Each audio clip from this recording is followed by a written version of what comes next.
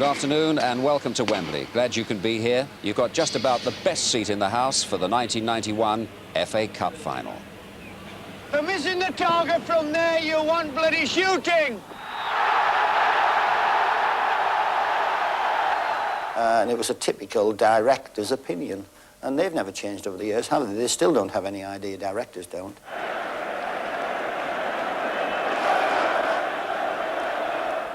We don't play in the clouds. If God wanted us to play football in the clouds, he'd have put grass there. He makes his players play exactly the way football should be played, as far as I'm concerned. It only takes a second to score a goal. Is Gascoigne going to have a crack? He is, you know. Oh, I say! Well, what do you think, Jim? Well, footballers don't only play for money, Des, you know that. Otherwise, Barcelona would have beaten Manchester United. Sometimes it's a strange emotion. In this match, both ways that exists. But I think the balance of it is in Forest's favour. They'll play for Clough, and I think they'll win for Clough. Bob? Form, says Forest. Deep down, I hope it will be Forest, but I think it'll be Tottenham. The Gascoigne factor. Trev? Well, two outstanding footballing sides. I think the midfield department will be crucial, and they do struggle when I see the two sides play Spurs, coping with those deep runs that Forest make from midfield. So I go for Forest. Well, they say it should be a classic. The replay could be even better.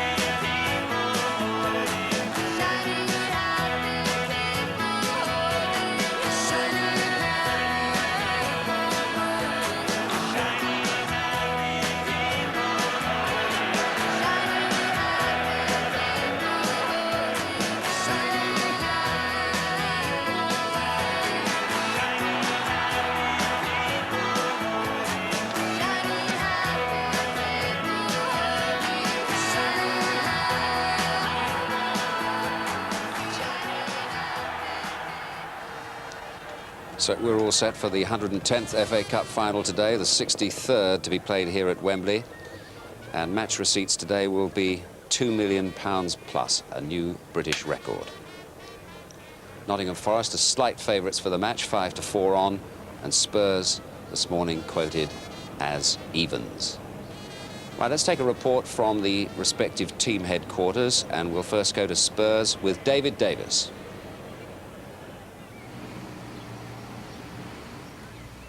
Away from it all in the traditional cup final sense, Spurs most certainly aren't.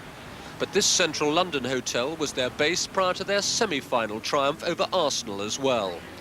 Typical of Spurs' eventful season, though, last night a fire alarm going off at just the moment manager Terry Venables was checking himself in.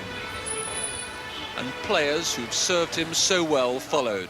For them, the controversy that's engulfed the club in recent months and that threatens to break up the team after today has to be forgotten. Easier said than done for some, of whom so much is expected at Wembley. But you just know this is a day Gaza will relish. For Gary Lineker and Terry Fenwick, there was an impromptu invitation to meet England's World Cup winners of 1966, celebrating 25 years since their triumph. And who were they tipping today? I think Tottenham may just have the edge, but I think it'll only be by 1 goal. I think the problems that Tottenham are having at the moment, maybe just a little bit too much for them, so it's not Forest for me. I think Spurs can, on the day, beat anybody, and I'm hoping that's what's going to happen, so I'll go for Spurs. I'm not sure whether they can really be as hyped up as they were against Arsenal, so I go marginally for Forest. And even some of Spurs' own golden oldies were split on the likely outcome of today's match. Most, though, expected a thriller. Come this morning, a brief stroll in Hyde Park was the solution for those players who always find waiting for kick-off the worst part of their day. And as for the others, well, they were their usual ebullient selves, even at the breakfast table. And if goalkeeper Eric Torsved wanted advice on this afternoon, he was going to get it. Eric, I hope you drop any today, mate. You've had a bad week this week, haven't you, in training? As for the manager, he too could still manage a smile. Even this morning, some of the press are writing the obituary of Terry Venables as the manager of Tottenham Hotspur. Yeah. Are they right? We'll have to see. I mean, I'm still in the middle of trying to pull off the negotiations that have been taking part in the last 3 or 4 months. So until that is finalised, I won't know what the position is, and then we'll have a clearer idea. There's no point in trying to jump the gun. Let's talk about the past 24 hours. Yeah. I mean, you're still smiling. Yeah. Good night's sleep? Yeah, I had a good night's sleep. Yeah, I had a few knockout drops last night in the shape of a few bubbles in them, and I think that done the trick. Any dreaming? No, I just crashed straight out. I seem to be doing that regularly. It's like I said the other day, sleeping's not the problem, it's waking up in the morning is a problem. Well, if Spurs are a football club in chaos and crisis, as some have suggested this week, there's little evidence of it here. And that's to the everlasting credit, surely, of Terry Venables and of his players. And whatever the future may hold, there's an obvious determination here that this should be their glory day. As for the team, it won't be confirmed until around 2 o'clock, but we expect no surprises, with Paul Walsh on the substitutes bench for the 19th time this season, and with him, the Moroccan Naeem.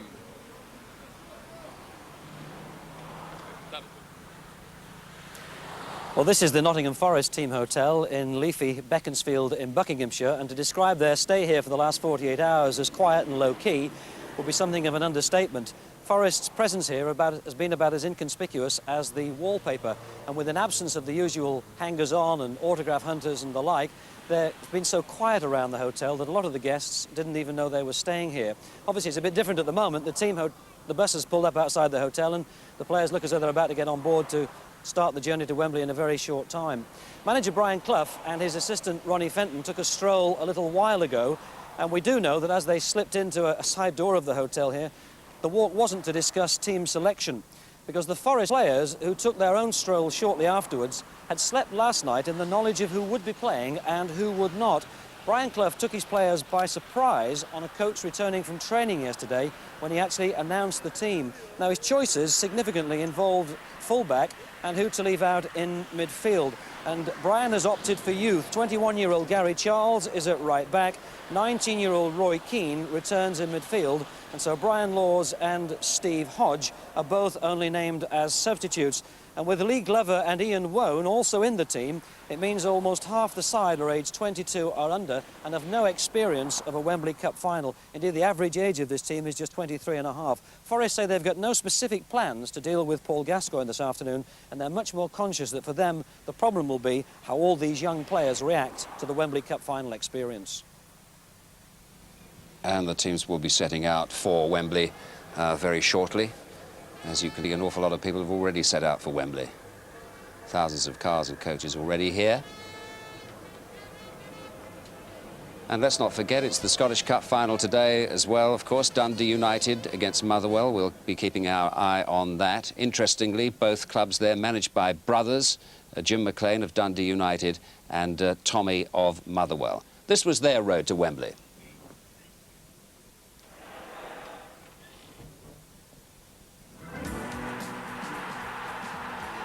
Totally convincing. Motherwell through. It's a red card for Terry Hurlock.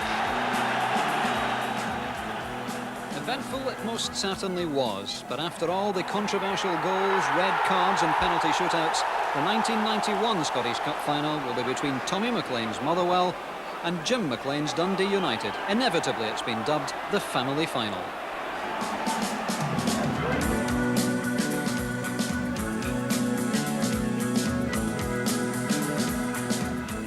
The first steps on the road to Hampden were taken in early December, and Second Division Alloa in gold were the victims of the first shock.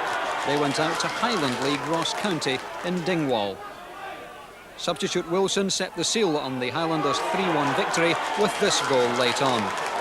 And as the celebrations got underway in the north, they were celebrating too at the other end of the country after Queen of the South saw fellow Second Division strugglers East Stirlingshire at Little First Park. Willie Waters was the hero. This precise volley over the goalkeeper's head was followed late on by the clinching goal, the perfect example of how to beat an outrushing goalkeeper.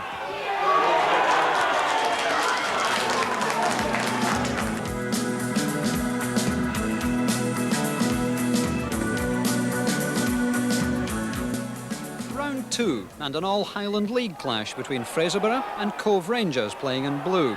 For the winners, there was the prospect of a place in with the big guns in the third round, and it was to be Cove Rangers' day. They ran out comfortable 4-1 winners with this goal by Mike Megginson, the pick of the bunch. Ross County in white were held to a 2-2 draw by Queen of the South and a match postponed 9 times as winter gripped the Highlands. But in the replay in Dumfries, Ross County ended Queen of the South's cup hopes by 6-2, some of the goals of the highest quality.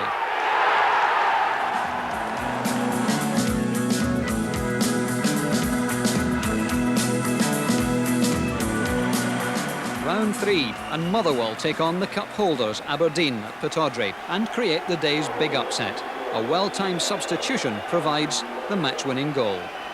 But commanding this dead ball situation. Cross it goes to Kirk. And his first shot of the match has put Motherwell ahead. It's Steve Kirk's first touch in the game. Meanwhile, Dundee United needed a 93rd minute equaliser to avoid defeat at the hands of Second Division East Fife. In the replay, the Fifers in yellow again shocked their more illustrious opponents by taking an early lead. And what a goal it was too. United fans must have felt that their infamous cup jinx was about to strike again, until finally John Clark was in the right place to get a vital equaliser for the men in Tangerine. And then 19-year-old Duncan Ferguson took advantage of tiring Second Division legs to finish off in clinical fashion and end the East Fife challenge. Celtic had struggled at Forfar the previous year, but got off to an excellent start at Station Park this time around with a Tommy Coyne goal early on.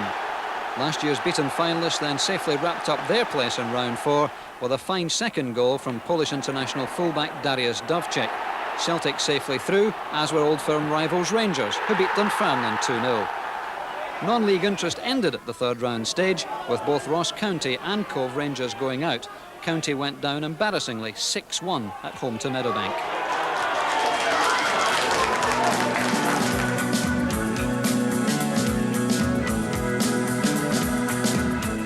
Don McLean's built a great team there, a strong side with a lot of good players there. David Cooper obviously playing. He can eat his breakfast with his left foot, really. He's a terrific player. But we don't fear Motherwell at all. We've got a lot of good players at Falkirk. Bold words from Brian Whittaker of Falkirk. On the day, though, the First Division champions to be in blue weren't quite good enough. Super sub Steve Kirk once again did the damage. Here's Boyd. Now McLeod. The early cross goes in. There's Cusack nodding it back. And Kirk has made it again.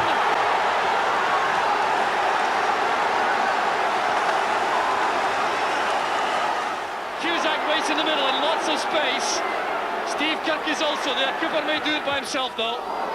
Back it comes here to Russell. Motherwell going for the kill now. Here's Steve Kirk. Now Cusack! That settles it!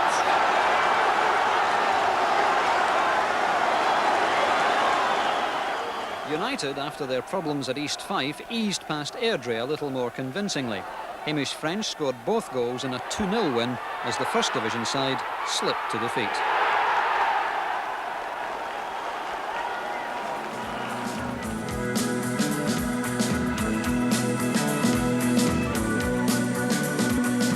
Celtic or St Mirren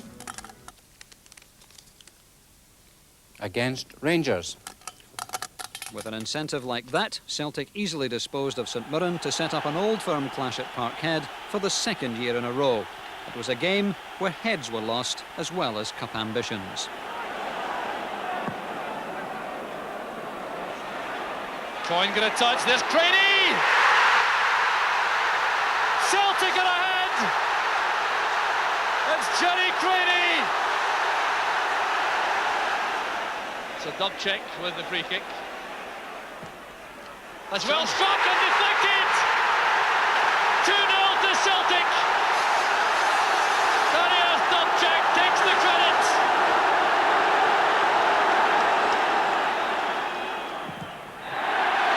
Charged down by Grant, and Grant is now in there, very serious trouble. He being ordered off. Peter Grant is ordered off for charging the free kick too early.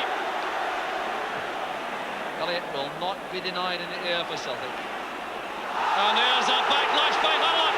Hurlock's in trouble. He's clearly going to be ordered off. There can be no other outcome. He lashed out there after the ball had gone. And Terry Hurlock looking there. It's the right hand pocket. It's a red card for Terry Hurlock.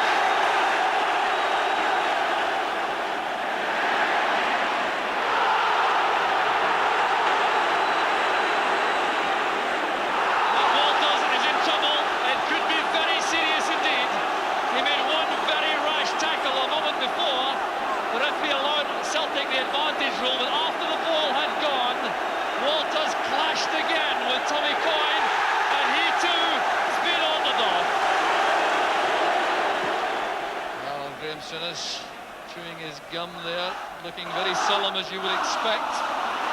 And there's more trouble over on the far side. And the linesman George Kerr is now explaining to referee Waddle what happened. Now Mark Haitley has already been booked. Richard Gough is across, so is Paul Elliott. Rogan is going to be booked for his part. And it's a red for Haitley. Really, that was an amazing game. We felt before it, Rob, if we were allowed to play football, then we would win. We did play football and we did win. The most important aspect about it, and it's not to be forgotten, is that we played the football here today. We were entitled to win, and we never lost our composure, which was more important. Dundee United too were keeping their composure in the derby tie against Dundee, especially after going a goal behind early on to this counter from Billy Dodds. The Tayside rivals were meeting astonishingly for a fifth consecutive season in the Scottish Cup, and United have won all five. Ferguson helping out on, there's the equaliser, surely it's McKinnon! A superb reply by Dundee United.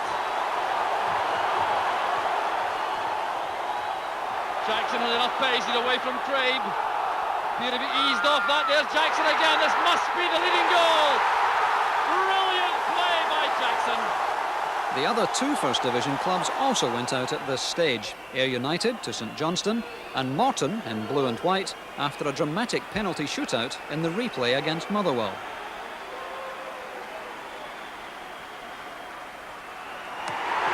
Mark Pickering's penalty miss handed Motherwell the vital advantage, one which they retained. Eventually it fell to Northern Ireland international Colin O'Neill to take Motherwell through. All down to this kick. Totally convincing. Motherwell are through. Celebrations from O'Neill.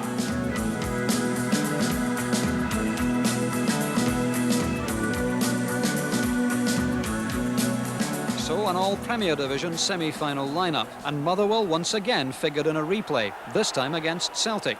The Glasgow club led 2-1 at half-time. No one anticipated the drama to come. Nigel takes possession from Motherwell. There the header, and the equaliser for Motherwell. It's Dougie on it again. And this time, Bonner had no answer. The Motherwell fans celebrate.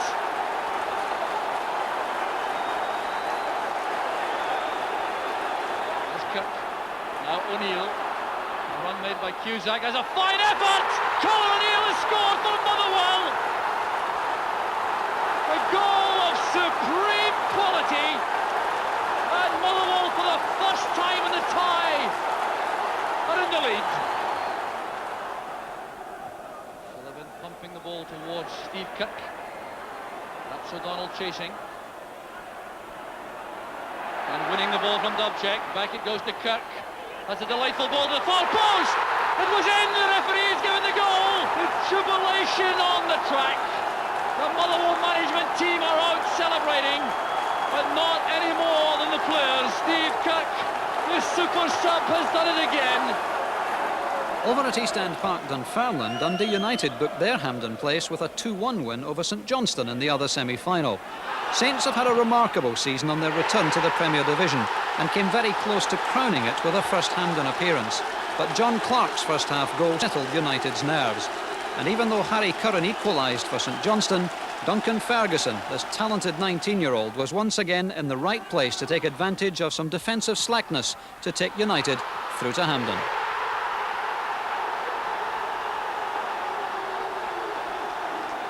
So Dundee United are in their 6th Scottish Cup final in 17 years. On each of the previous occasions, they've left Hampden as runners-up. Is there really a jinx on the Tannadice side? Well, don't mention it to manager Jim McLean. He firmly believes that this is the best chance they've ever had to finally get their hands on the trophy.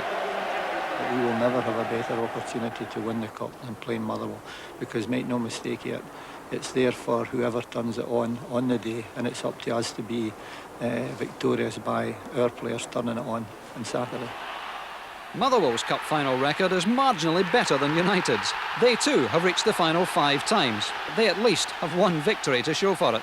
That came in 1952, a 4-0 win over Dundee, and they haven't been back since. The thriving steel industry of 39 years ago is now just a memory in Lanarkshire, but Motherwell's success has given the town a real boost. Tommy McLean is well aware of the responsibility his side carries at Hampden. Well, that's the major thing, because, you know, this area is that depressed area with the jobs, the steelworks, etc. And I think since the semi-final, a lot of people have now got something to latch on to. They've gone about with a smile on their face, and it's our job now to try and keep them with us. And the only way we can do that is make sure if they enjoy their summer, if we get a result in the final. Now, obviously, you've got your brother to face in the other dugout on Saturday, Tom. Would you almost rather that wasn't the case? Well, there are sometimes you think that way and other times you don't, because put it this way, if we've got to lose, I couldn't wish to lose to a better guy, because this has been quite elusive for him, you know, this Scottish Cup. But in saying so, we can't afford to go to Hampden and just be content to get to a cup final. Now that we're there, we've beaten Aberdeens, we've beaten the Celtics, and we've also recently beaten Rangers. And I don't see any reason why that we can't get a result against United on the day. If we do lose the cup final, that my brother has won it, and that will be a slight consolation. But obviously, both Tom and myself will be doing whatever possible to win, and that's what we're paid for, and that's what we've got to do. Dougie Donnelly on the road to Hampden, and of course we'll be reporting on that match later on. Well, now the Tottenham team are just about setting out on the road to Wembley this morning. There goes the main man. We say he'll be playing perhaps his last game for Tottenham today. They've got a league match on Monday after the cup final. That could be his last game. We've got a special interview with Gascoigne later in the programme, incidentally. And Terry Venables smiling all the way this morning. Will he be much longer with this club as well? Now, they say that when there's a 1 at the end of the year, it's Tottenham's year. Well, it certainly was in 1961.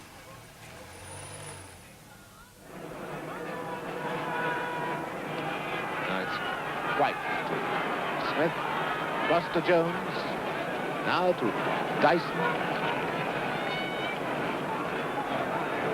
There's Allen. Dyson back there calling for it. Smith, he took that magnificently. A great goal. A beautiful goal.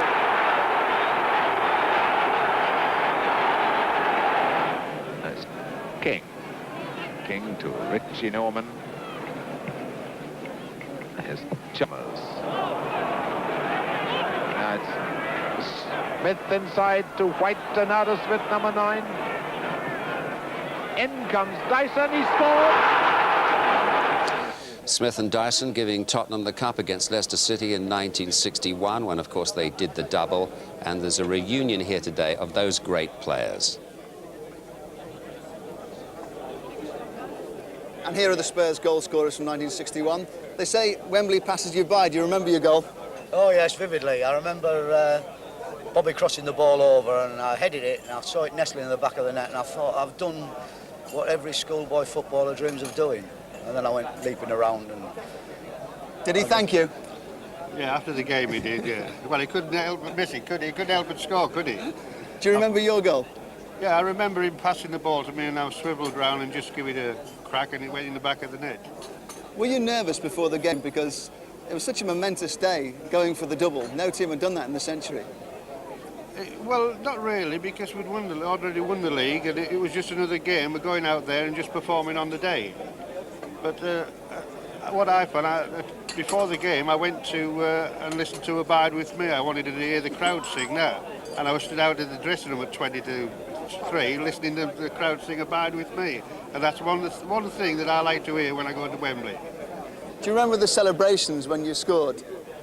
Oh, yes, everybody was jumping around all over the place. And then after I scored the second goal, we knew we'd got the double then. So it was a magnificent feeling. Bit different today. If Mr. Gascoigne scores, what'll happen? Well, I think he'll run straight out of the stadium. It's changed, though, hasn't it, the way players celebrate scoring? Oh, yes. Well, it's just the way the things, I think, times are, you know. Times go on, and the old times we just walked away and never kissed each other. Now today, they get more excited today. Brisk handshake in those days. That's right, but I don't blame them. It's up to them. They get plenty of money for doing that. A lot of respect for the Forest side? Oh, yes. I think they're quite a good side in the last 2 or 3 months, you know what I mean? They play good football, and I think that's what people want to see is, you know, is 2 good footballing side. If you get a good footballing match, I don't care who wins. What'll be the deciding factor today, do you think? Well, I think, everybody's talking about Gascoigne, but I think if he plays for 20 minutes and really performs, I think they'll do it. I think it's fate as well, because in '63 we won the Cup Winners' Cup and Manchester United won the Cup, and we played in the following year. Now Manchester United have won the Cup Winners' Cup, and I think it's fate that Tottenham are going to win the Cup, and it's the one. Gentlemen, lovely to meet you. Thank you very much. Thanks very much. Enjoy the day. Thank you. Thank you. 2 great Spurs stars of the past talking there with Ray Stubbs. Seems like only yesterday. Well, the Forest team are leaving their hotel now for Wembley. After the match, I've got to go to work. He's got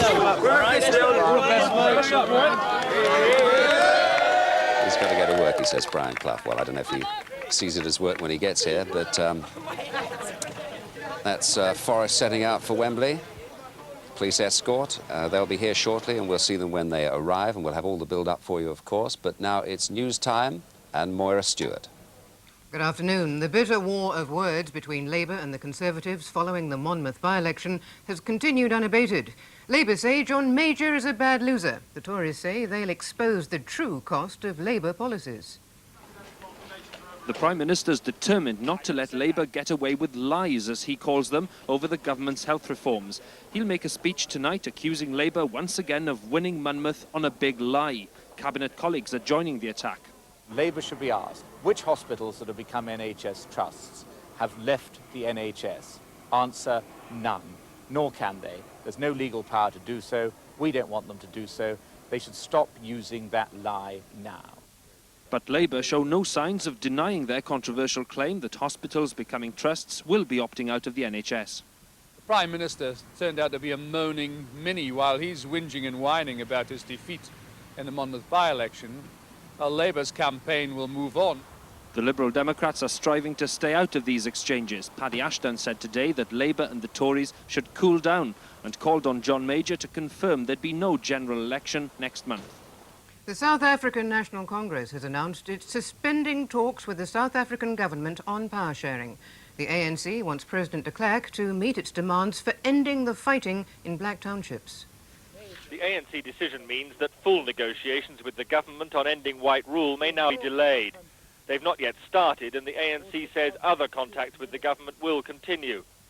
The announcement comes 6 weeks after Nelson Mandela demanded tough government action to end township violence. Today, the ANC says it will launch strikes and demonstrations on June the 15th to back its demands. 800 people have died in the townships this year. Last Sunday in Kagiso, 28 were massacred by Inkatha, the ANC's rivals. Latest evidence for the ANC that security forces do too little to stop the fighting and that some elements positively help Inkatha on the ground. Nelson Mandela has never been angrier, moving towards the hardliners in the ANC. But he is still committed to negotiations, and any delay in talks, although dangerous, is unlikely to be permanent. James Robbins, BBC News, Johannesburg. In less than an hour's time, Helen Sharman will become the first Briton in space. The Soyuz spacecraft with the British and 2 Soviet cosmonauts on board is due to take off from the Soviet Republic of Kazakhstan. Helen Sharman and her crew have spent the last 2 hours running through the final technical tests on their Soyuz spacecraft. After takeoff, they'll be subjected to enormous physical pressure as their rocket climbs into orbit. That stage of the flight will take only about 500 seconds. Helen has been living in near total seclusion with the other members of her crew. Soviet officials who've been impressed throughout the 2 years of training by her unflappable nature say she's calm and looking forward to the flight. The Soviet space program relies on tried and trusted technology. The rocket which lifts this crew towards the orbiting space station Mir is not much changed from the one which carried Yuri Gagarin into space more than 30 years ago. The Queen has been to Miami on her tour of the United States. Among those who turned out to greet her were children from a local school. A big band welcome from the Booker T. Washington Middle School seemed to find a royal approval before an evening engagement aboard the Britannia and a chance to welcome some old friends to dinner. And after dinner, with the skyline of Miami providing a laser-lit backdrop, there was another band.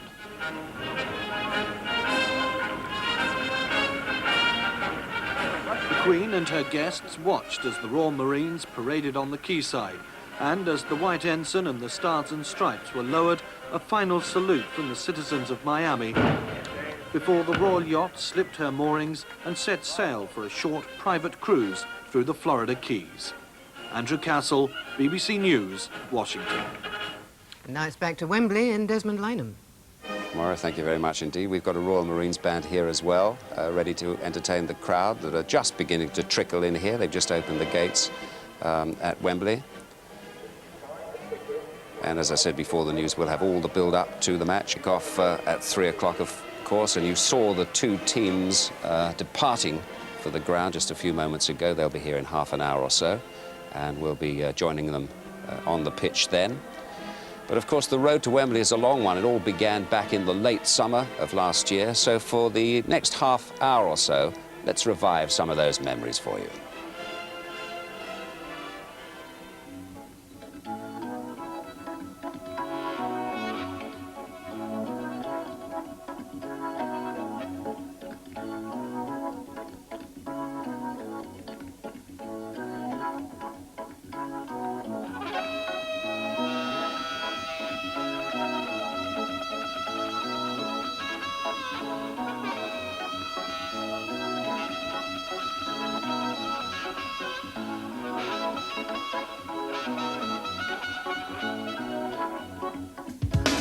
It takes all sorts to make the FA Cup.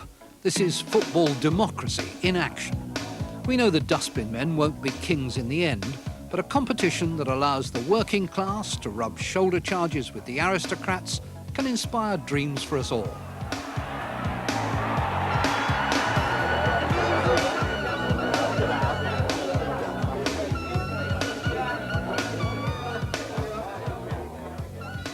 competition throws up all sorts of strange results, doesn't it?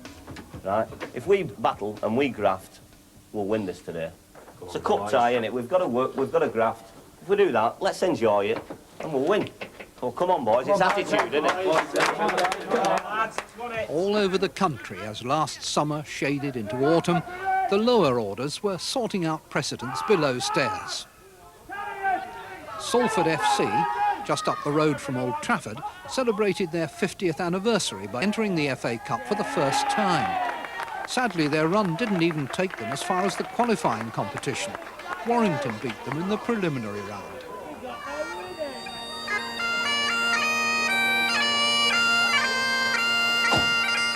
Gretna are a club divided. Based in Scotland, they play in an English league. Half the players train in Newcastle and travel across country to meet their teammates only on match days.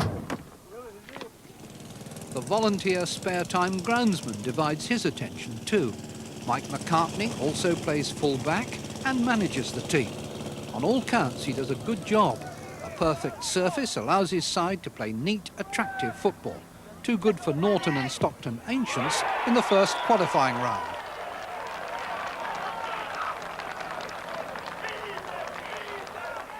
"400 miles away in North London, Barnet's ski slope of a ground seen many a celebrated team slide out of FA Cups past.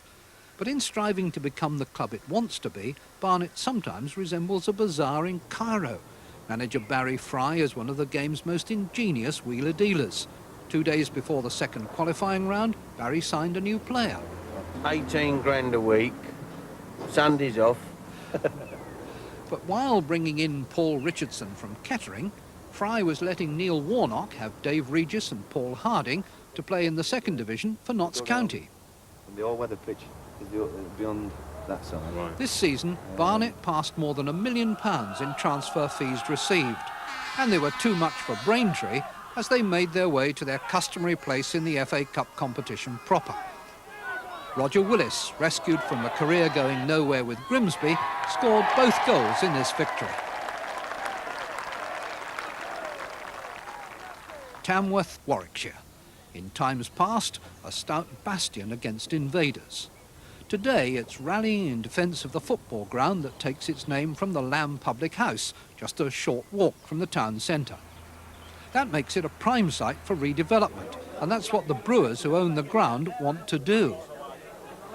When you realise how much the brewery's worth, that this ground, it might be worth a couple of £1 million to them, but to us it's worth a lot more, isn't it? I say it's progress, I don't know. Progress backwards, I think, instead of forward. A good cup run would help the cause. Victory over Redditch took Tamworth in the red shirts onto the fourth qualifying round. The battle for the Lamb ground, still going on, will be harder to win. Acupuncture, 48 hours before a cup tie, may seem a desperate measure, but Steve Burr is Macclesfield's leading scorer, and Saturday's opposition will be their neighbours and Vauxhall Conference rivals Altrincham.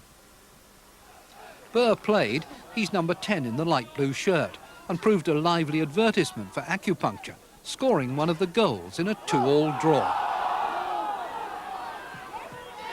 That meant a replay at Altrincham, and by the time that came round, the draw had given fresh edge to the tie. The winners would be at home to Huddersfield in the first round. This time, not even magic needles could help the Mac lads. Paul Schawler's second goal made it 3-0 and victory for Altrincham.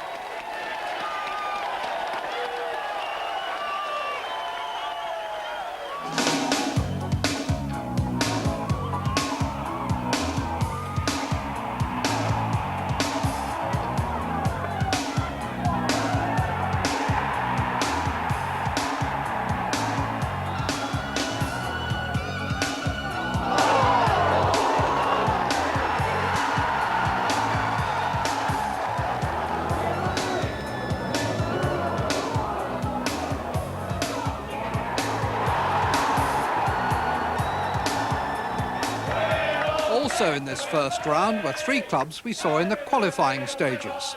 At the Lamb ground, Graham Smith's Tamworth had never been this far before. The visitors, Wickley Bay, were a goal down until they scored twice in the last minute of the first half. This one by Perry Briggs. By the time the street lamps came on, 2-1 had become 5-2 to Whitley Bay. But then came recovery, 5-4 as Russell Gordon headed in. 2 minutes left. Still, the scoring hadn't finished. But it was Perry Briggs again who had the last word. Tamworth 4, Whitley Bay 6. Altrincham went out too. Their game with Huddersfield produced 3 goals, all in the first half, with the winner at the second attempt by Ewan Roberts. But Barnet survived. After a draw with Chelmsford at Underhill, they won the replay. Roger Willis got their second goal.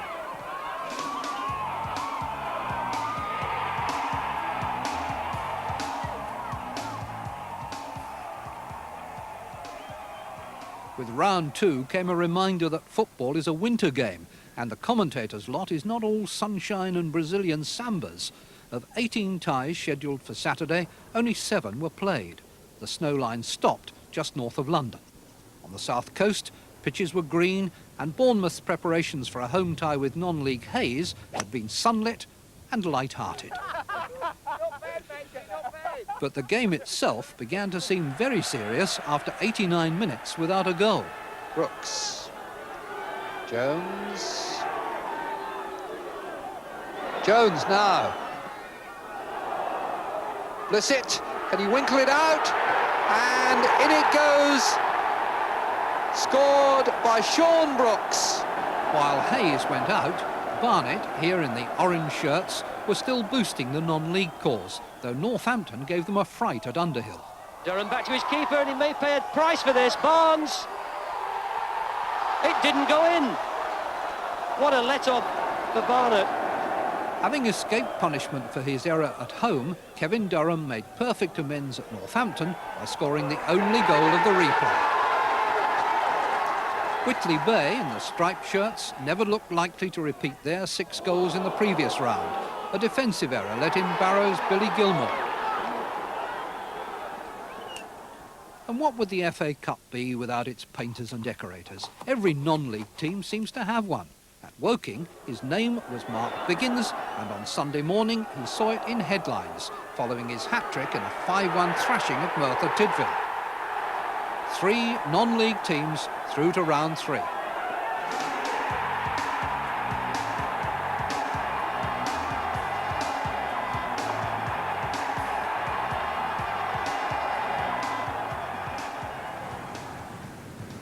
Enter the superstars, cue the howling gales. Tottenham were already feeling the draft before they went to Blackpool. In deep financial waters, Spurs had been hoping that Robert Maxwell would bail them out. But that line of escape was barred by the millionaire's other football interests. Terry Venables was clear-eyed enough to know that league success was now unlikely for Spurs. Failure in the Cup could sink them. Oh, Stewart! Again, Paul Stewart scores against his old club. In another corner of Lancashire, the league leaders and cup favourites were almost blown away. Liverpool went a goal down to Blackburn Rovers in the blue and white strip. Simon Gardner has scored for Blackburn Rovers in the first minute of the second half. Then both teams were reduced to 10 men. Kevin Moran and Glenn Hussein sent off. Nearing the final whistle, Blackburn still ahead. Houghton. Oh, it's an own goal! It's an own goal on the far post. I think it's Atkins. Liverpool rarely stumbled twice. The replay was predictable. Houghton. Gets it back from Gillespie. Houghton!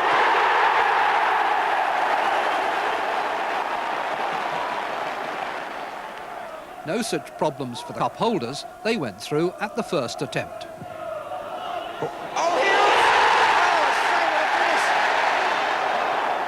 The smaller fry were not faring so well. A header by Bolton's Tony Philliskirk accounted for Barrow.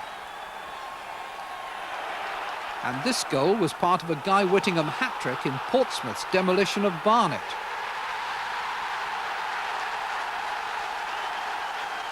There was another hat-trick at West Brom.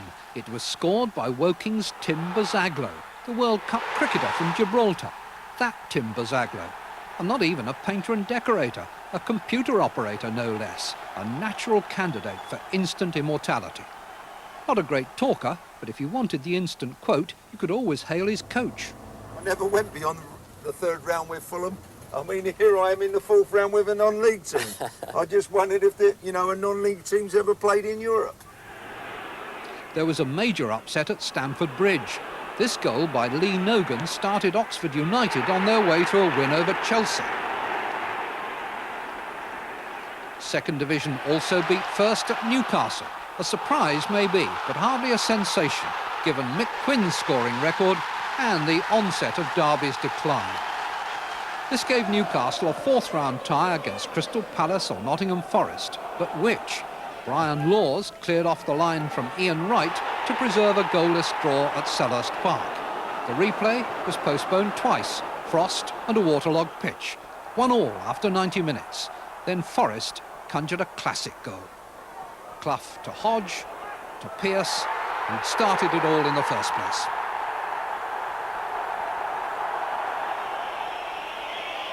Well, Forest are about a minute away from a place in the fourth round here, but this is where teams do the most ridiculous things. That was a bad back pass, it's put the goalkeeper in trouble, and the long one has been chipped by Salako, and it's in.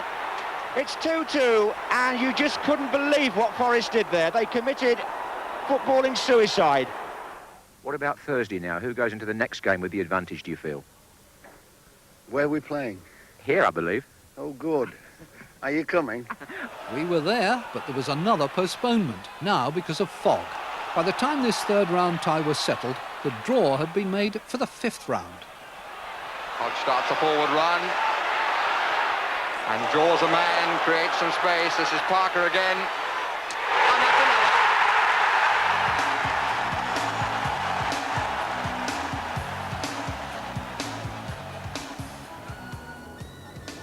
Tottenham by now were beset by worsening financial problems. The parent company announced a £2.6 million loss. A new chairman was installed. The sale of our players was predicted. Gascoigne, the obvious target.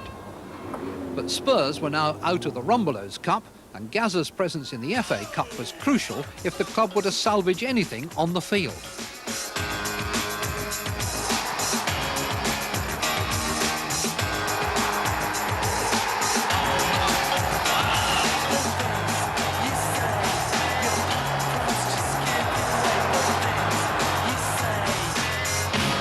You're unbelievable.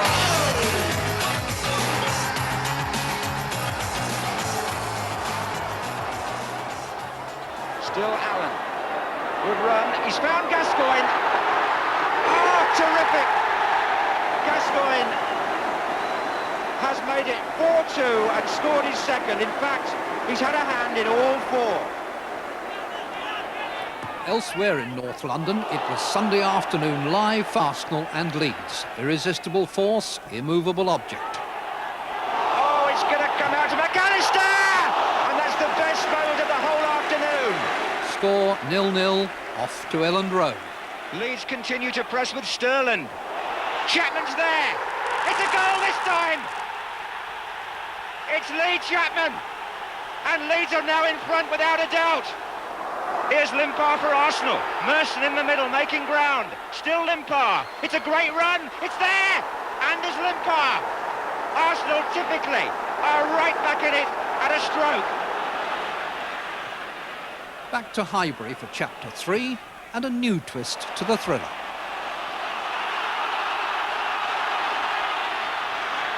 Handball, Mel Sterling, penalty. And Lee Dixon, who's taken 4 penalties for Arsenal this season and scored them all, now takes on an onerous responsibility. That condemned the caravan to another safari up the M1. But the man who caused it was the man who finally put an end to it.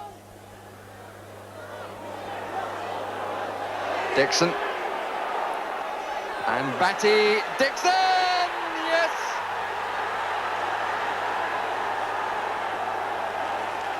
Liverpool, 2-0 up at home to Brighton, looked safe, but a penalty changed that, and then John Byrne dived in for the equaliser.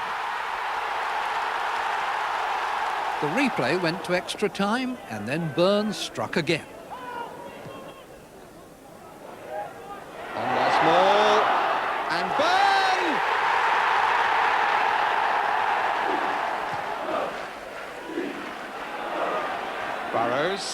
Beardsley.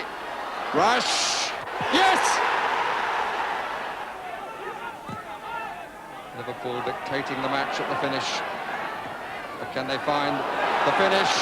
They can! From McMahon. Merseyside's other team were drawn away to Woking, a pint pot fearing potential overflow.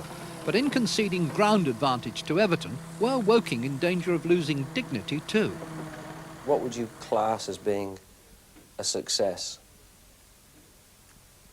0-0, 1-1. A draw. I mean, that would be a big success. And what would you class as a disaster? 10. Beautiful ball in. Sharp. Sheedy!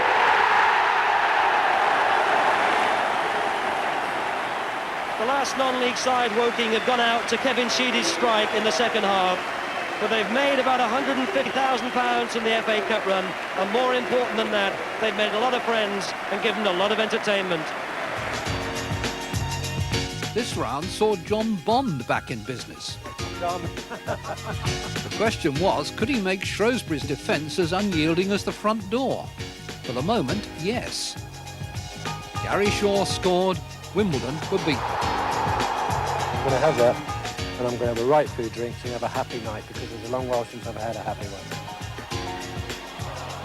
Craig Hignett scored the goal that beat Rotherham and put Crewe in round 5 for the first time in 103 years. Portsmouth's Guy Whittingham bettered his hat-trick in the third round and scored 4 against Bournemouth. Mark Hughes was on target again. Progress for cup holders Manchester United at the expense of Bolton. And West Ham became top scorers in the competition. Morley. Bishop's gone wide. Morley wants to do it on his own. He's got Keane here. Now Keane. Hit long for Bishop. Brilliant goal by, one has to say, a brilliant player. Then there was Nottingham Forest, still jogging along behind the rest. At Newcastle, they drew yet again. Nigel Clough scored an 88th minute equaliser to sustain his father's hopes of winning the FA Cup at last. Dillon. Starbuck. Up to Clough. Forward for Crosby. There are bound to be holes. Newcastle have to push forward. Parker is coming square, and that's 3.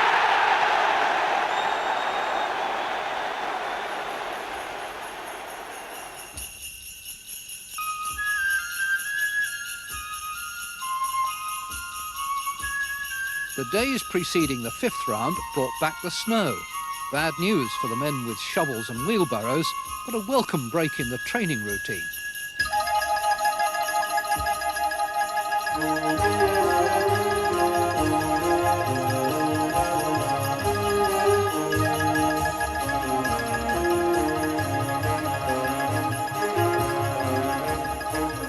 Forecasts at White Hart Lane were no more encouraging. Rumours of a fruitless approach to Juventus, stories of the sale of non-football assets, speculation about a new rights share issue. In the dugout, the man who would be king tried to concentrate on a potential booby trap at Portsmouth, and much good it did him. Terry Fenwick broke his leg in the warm-up. Pompey chimed in with the opening goal. A moment for Spurs to be glad that at least they still had their greatest asset on the pitch. Gascoigne! Yes! Spurs have equalised. And you don't need telling who scored that.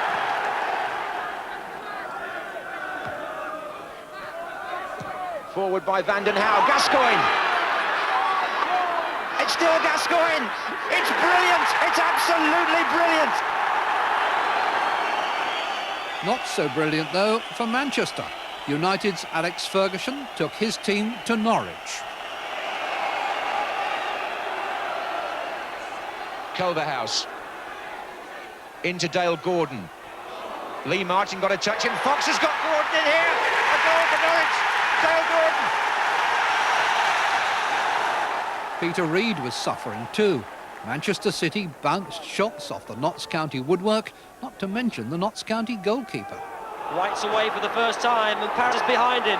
It's the first time the City number 7 has got forward. Fabulous save by Cherry from Mark Ward. Brilliant. How did he keep that out? Mexon, blocked by Craig Short. Harper. Oh, hit the woodwork. And he's hit the post again. Niall Quinn. Well, we're standing against the goalpost here, Steve, which I'm really quite surprised that you don't take it home with you. I've just autographed it, Bob, at the back. Yeah, it saved me 2 or 3 times against Man City, but, you know, look at it, we went through and the lads deserved it.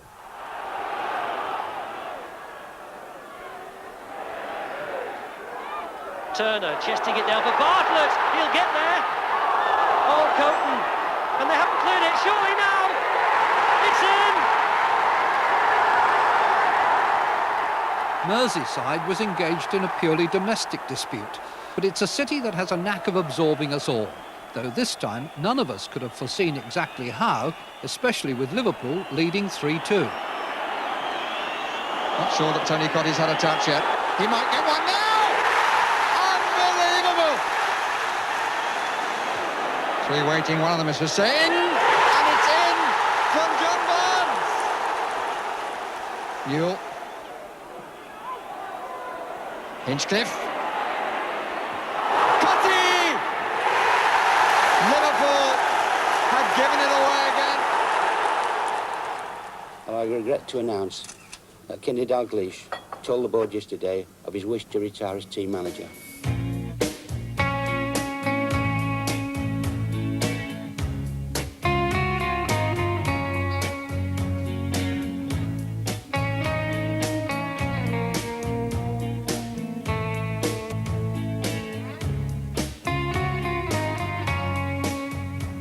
The Bootroom heritage produced a successor.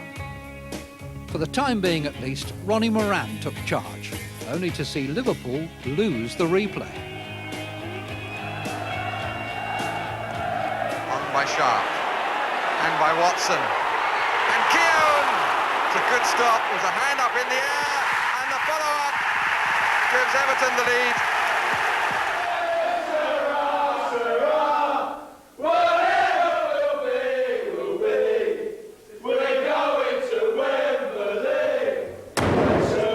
The writing on the wall was at Cambridge, where last season they'd reached the 6th round and been promoted from Division 4. Manager John Beck was prodding them towards a similar double this year. They'd knocked out Wolves. They'd eliminated Middlesbrough. Now came another quality side from the 2nd Division, Ron Atkinson's Sheffield Wednesday. Taylor on the left foot. Oh! Well, they won't come back from that. Last to come through again were Forest. They started on a foggy Monday night at Southampton and at 1-1 with seconds remaining nearly disappeared. Wallace! Off the underside of the crossbar! How unlucky can you get? Quite a bit, as it turned out. In the replay, a fiercely debated penalty provided the first of 3 goals for Nigel Jemson. This is the third. Jemson waiting, Crosby coming in, Keane as well. It's Jemson! That's his hat-trick.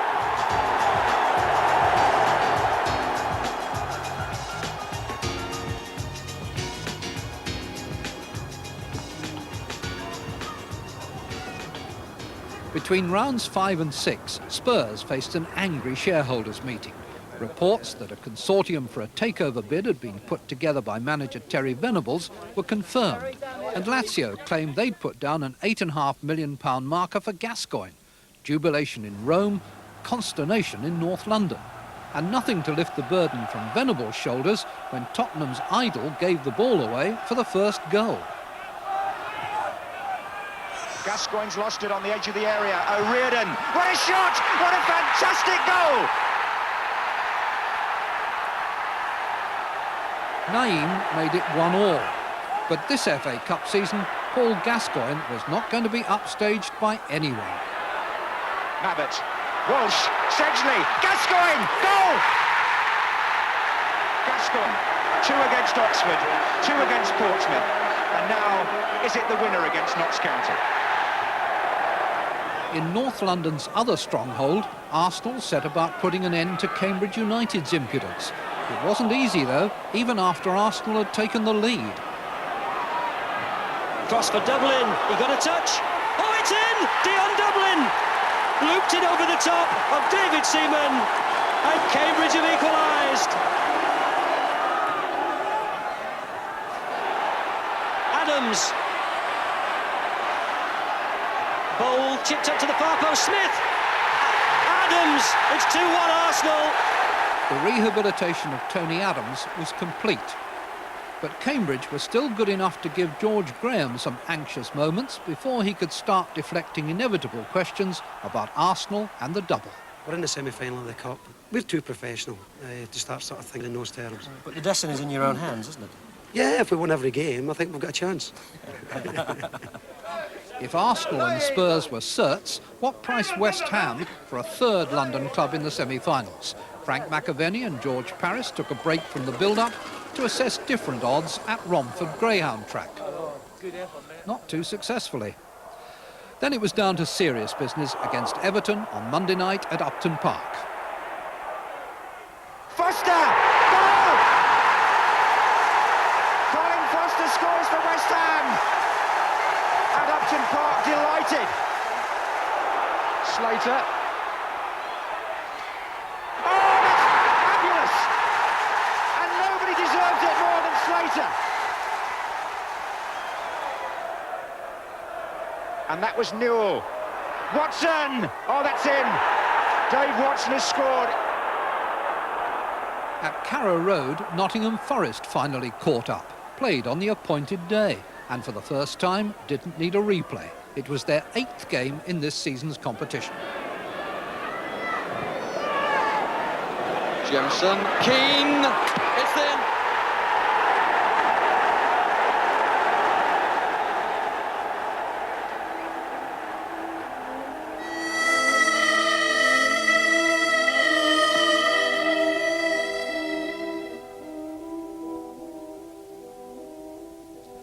The hand of fate drew Tottenham to play Arsenal.